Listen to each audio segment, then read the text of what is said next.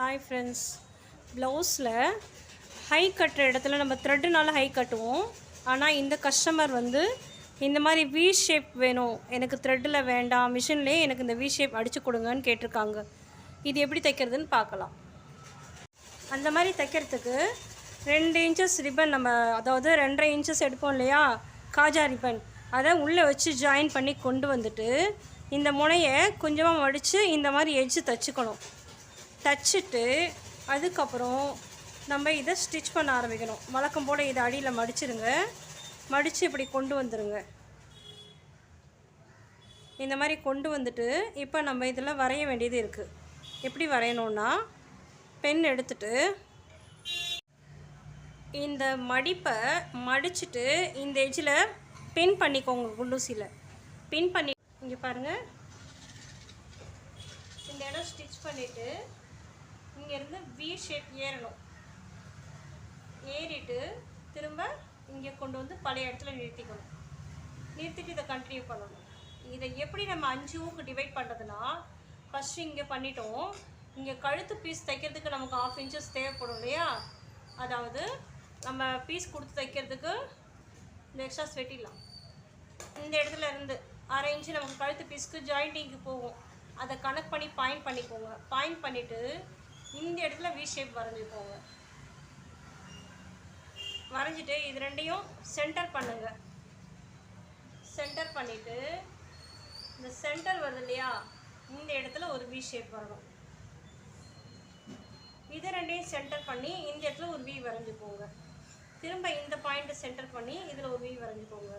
இப்போ நம்ம ஸ்டிச் பண்ணும்போது இதை தச்சுட்டு இதில் ஏறி திரும்ப இறங்கி இங்கே வந்துட்டு இதில் ஏறி இறங்கி இந்த ஸ்டெப்ஸு இப்படி ஏறி இறங்கி வந்துகிட்டே இருக்கணும்.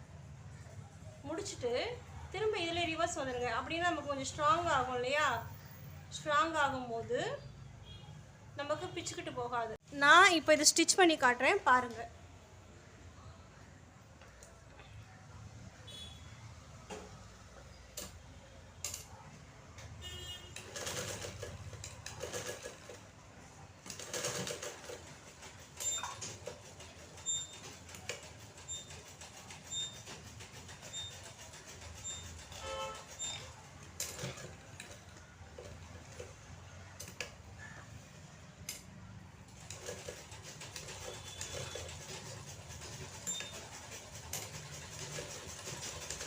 இந்த மாதிரி தான் அந்த ஷேப் வரும்போது துணியை டர்ன் பண்ணி தைச்சிக்கிட்டு வரணும்.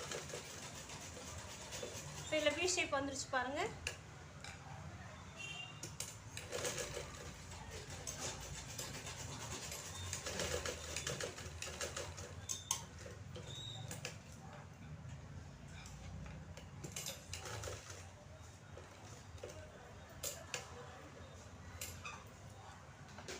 இப்போ பாருங்கள், இந்த வி ஷேப் ஒரு தடவை தைச்சிட்டேன் இல்லையா.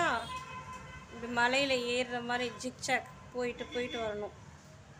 தைச்சிட்டு இப்போ ரிவர்ஸ் நான் இதில் வரப்போகிறேன், பார்த்துக்கோங்க. தைச்ச தையல் வேலையை ரிவர்ஸ் கொண்டு வந்துட்டால் டபுள் ஸ்டிச் கணக்கு வந்துடும்.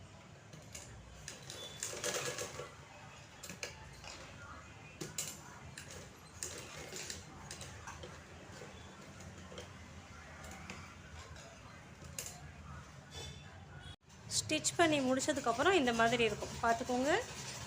இதில் நம்ம ஹூக்ஸ் மாட்டுறதுக்கு கேப் இருக்குது.